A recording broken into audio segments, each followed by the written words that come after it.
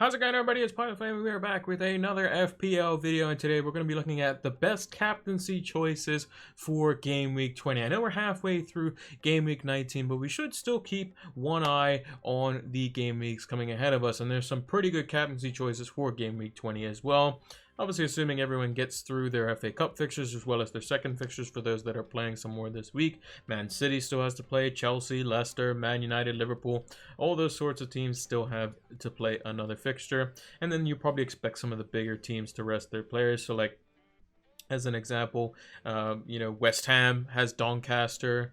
City have a very light FA Cup fixture. United and Liverpool, however, play each other, so we may see them playing there, which may want you to kind of reconsider potentially captaining those players because they're going to be a little bit less rested, as it were, assuming both teams don't like kind of do a handshake agreement and play like kind of weaker sides. They're probably going to want to beat each other after not resolving the conflict, as it were, in the 0-0 draw at Anfield. So we'll have to see how both managers go about that. If you haven't done so already, make sure to leave a like on the video, subscribe to the channel if you are new. It greatly helps out the channel, so make sure to do that if you haven't done so already, and make sure to follow us over on Twitter and Twitch. It's PilotFlame226 on those platforms.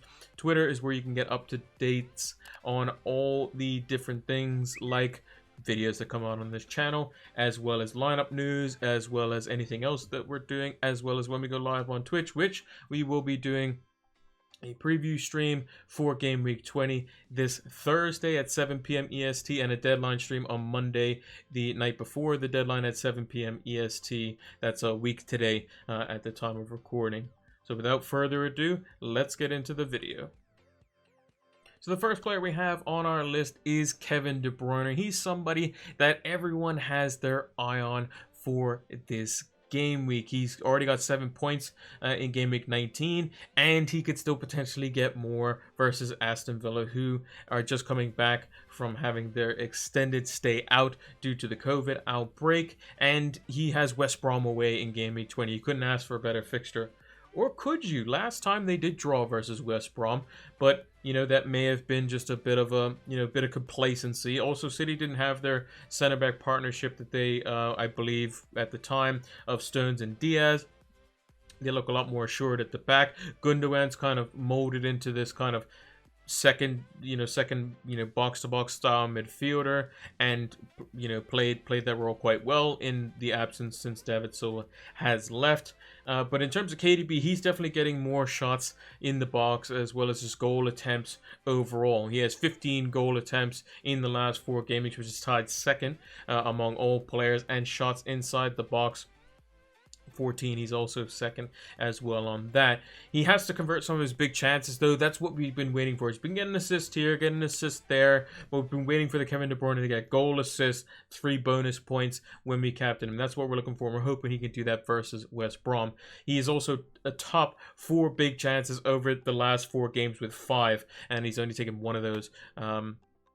So we'll have to see how that continues. He still should be on penalties as well. He'll get rested for the FA Cup because they have a light fixture, and he'll play versus West Brom because in the FA Cup they want to rest. They want to rest him. They want to rest probably Stones. They'll probably switch the goalkeeper out. They'll probably rest Cancelo as well, as he's been quite important. They'll probably rest Gundogan. These sorts of players will get rest because they're so important to Guardiola's first 11, which we're starting to kind of see form here. De Bruyne, Gundogan, Diaz, Stones, and Cancelo and Ederson seem to be just like the names on the team sheet that you're going to expect week in, week out, assuming there's no Champions League football. So we'll kind of see how that kind of develops once Champions League comes back into play, which we'll discuss on our Pep Roulette video later on in the week. So make sure to be tuned in for that. And he's also been on the goals minute table for so long. And if you don't know what that is, it's basically a table that was designed by one of the fantasy football scout kind of heads, as it were, Jonty, or Joe, as you might know. He's created a table which basically shows players that are do a goal, basically, with the amount of shots they've had. And De Bruyne has missed 4 out of his 5 big chances over the last 4 game weeks, so he's definitely due one, even though he has scored in the last 4 weeks. He's definitely due one, and I think he's going to get one potentially versus West Brom, which is why I'm looking at him for the armband going into Game Week 20. Now, the next player we have on our list is on the red side of Manchester, and that's Bruno Fernandes.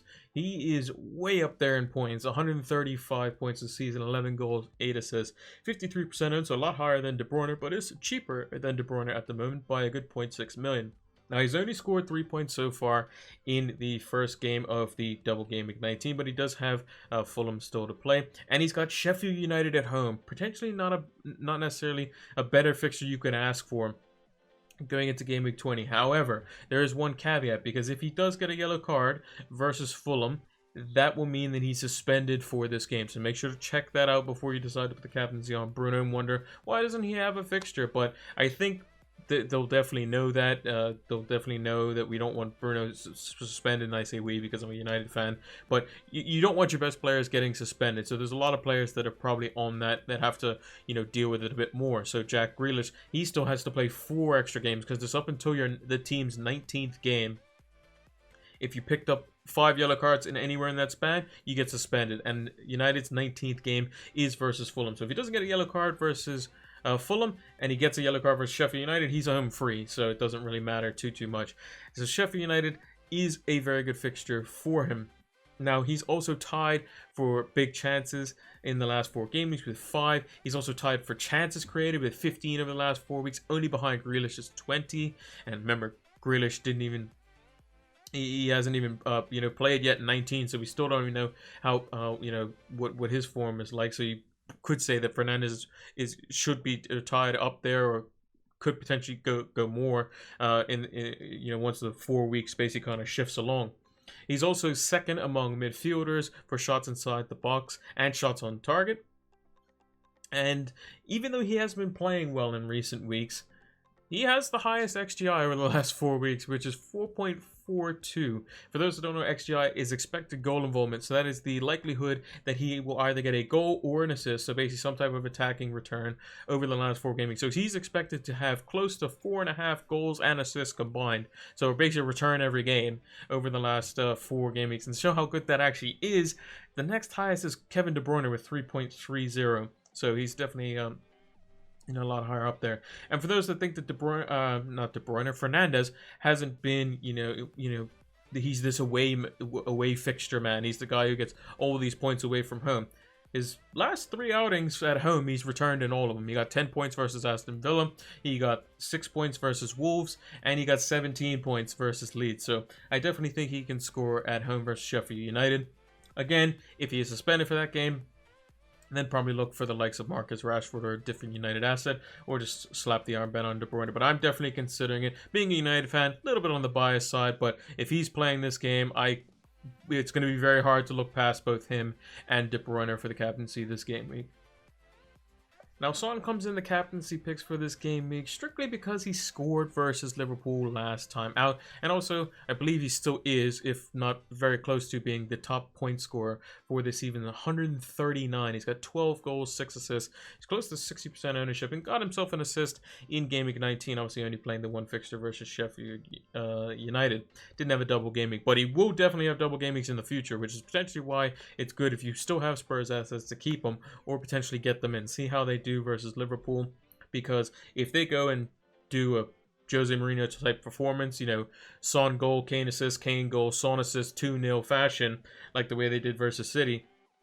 And they have Brighton at home afterwards as well, which also favors their playing style. Then they play Chelsea after that, which also favors their playing style. And then they have a really good run of fixtures going into the double game week in 26, which is that's where it's scheduled to be. You can also expect them to get rested in Europa League, in the Cup for the most part. At least Kane has been heavily. Son's been coming on and playing every now and again, but not to whereas it would be you'd be worried about him not starting in the league. They're too important not to. And Son is going to be how Rashford was implemented versus Liverpool in the 0-0 draw at Anfield this past weekend. He's going to be the guy on the last shoulder of behind Trent Alexander-Arnold, going in behind and trying to exploit that space. And that's how he scored his goal in their 2-1 defeat the last time they played. He's just going to be a typical counter-attacking player. That's what he's going to do. He's going to work hard off the ball. He's going to get in behind Trent when they get the ball. Kane's going to drop in deep, pick it up, and try to see if he can release him or Bergwijn over the top, but probably favoring Son just because of how much more space Trent is probably going to basically concede than Robertson. Robertson can cover a lot of ground going back, but Son is going to be on the opposite side where Trent is. And you even saw Liverpool versus United swap their fullbacks so that Robertson could even cover that distance because Rashford went over to the left-hand side. And then lastly, Son, his last double-digit haul that he had was actually at home versus Leeds, and he's had 4 of them this season at home. So expect the South Korean to be heavily involved versus Liverpool in Game Week 20. And if you do have him, might not be a bad option to captain him this game week. Now, our 4th captaincy choice is Patrick Bamford. He's broken the 100-point mark with 103 points. He's at 6.7 million. Now, if I remember correctly, he was 5.5 million when he started this season, which is absolutely insane. He's probably going to be like a 7 million forward next season, which is crazy to think about somebody who's just come up from the championship and done so well with 10 goals, 5 assists this season, close to 50% ownership. Although they had a very disappointing outing in their last 2, but mainly versus Brighton, not really getting involved and not really getting on the score sheet, which you would think that he would do. But it was a home fixture, and in terms of away fixtures, Bamford's a lot more prolific there. It's just a bit, he's like the Bruno Fernandes of cheap forwards, as it were, at least for the earlier parts of the season. He's returned in 7 out of the 10 away fixtures, so flip a coin and he's going to be even more than that, more than a 50-50, 70% time away from home. He's going to be scoring. And in terms of, he couldn't ask for a better team to be away from home. Newcastle, who just conceded 3 to Arsenal. They also lost in the FA Cup as well to Arsenal. And they're just not playing well at the moment either. And the last time that Leeds did play them, they won 5-2, and he scored in that as well. And could potentially cause even more problems because they're just high press, their energy, their man marking system just causes all kinds of problems for Newcastle. And Steve Bruce just doesn't really have a plan going into most games. You know, St. Maximin's been out. Will he be back for this game? Not sure.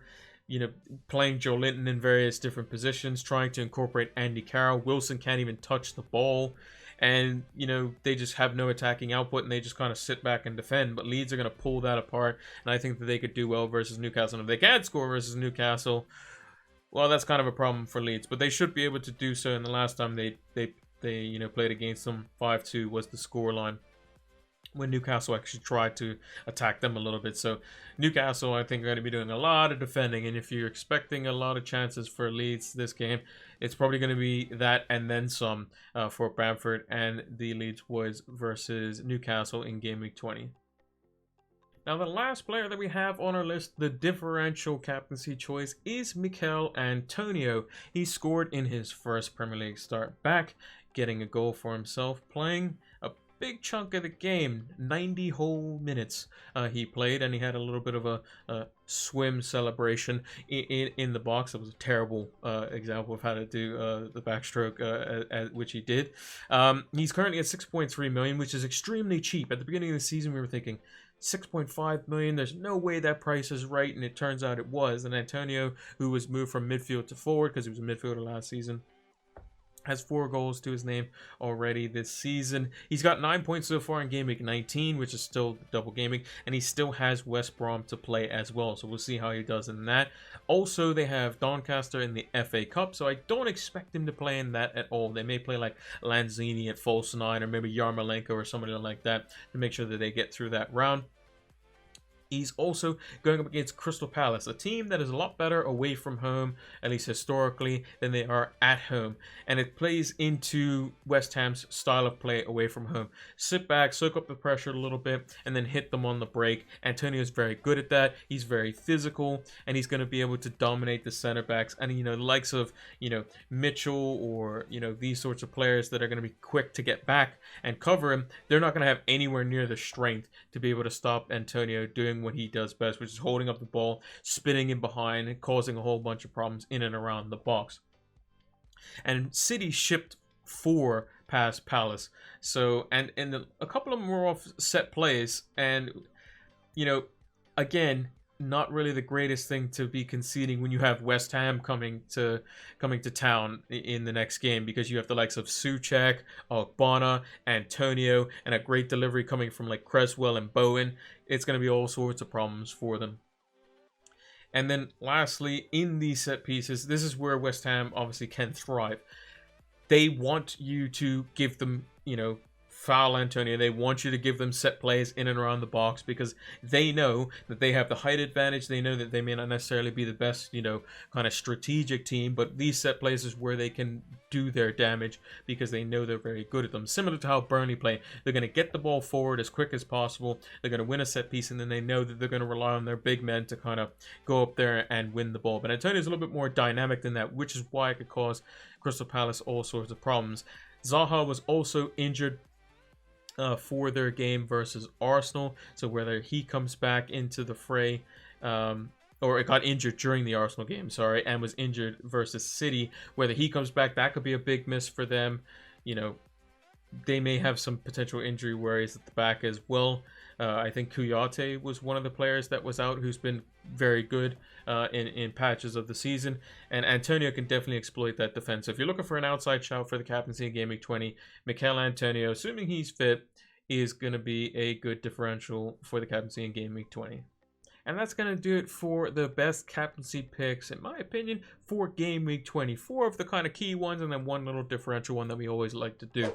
If you haven't done so already, make sure to leave a like on the video, subscribe to the channel if you are new, and turn those notification bells on so that you can get the content as soon as it is readily available. And give us a follow over on Twitter and Twitch. Links are in the description. It's PilotFlame226 on those platforms, so you can keep up to date with all the content that's coming out, and when we go live over on Twitch for our FPL preview shows, which this one for this game week is going to be on Thursday. I believe that's after the Liverpool-Burnley game is on Thursday. It's going to be at 7 p.m. EST, and then we're also going to be doing a deadline stream the night before at 7 p.m. EST on Monday, a week today, at the time of recording, for the deadline stream for Game Week 20, so make sure to check that out as well. Thanks for watching, and until the next one, take care.